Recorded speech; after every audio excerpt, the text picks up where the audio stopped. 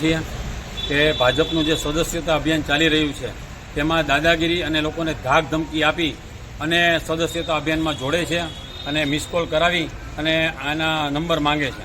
એ ખરેખર તદ્દન ગેરવ્યાજબી છે. જે પરપ્રાંતિઓ છે એ લોકો પાસે રાતે 10-11 વાગે જાય, તમારે કામ ધંધો કરવો છે, જો કરવો હોય તો તમારો નંબર આપો અને ભાજપના સદસ્ય બનો.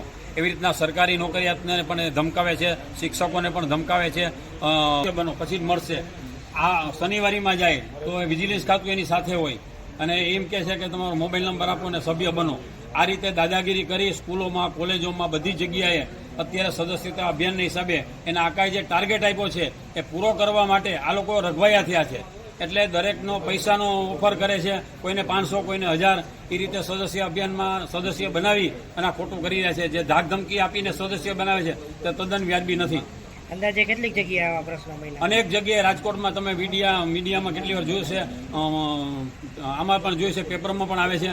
એટલે આ લોકો અત્યારે સ્કૂલની અંદર પણ જાય છે, કોલેજમાં જાય છે, યુનિવર્સિટીમાં જાય છે.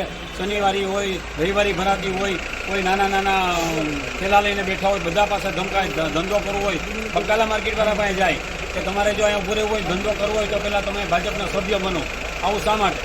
આપને કોઈ જાણ કરી? હા, અમને કેટલાની ફરિયાદ આવી છે, એને અનુસંધાને અમે આવ્યા છીએ. અમે મીડિયામાં પણ જોયું અને પેપરમાં પણ આવે છે.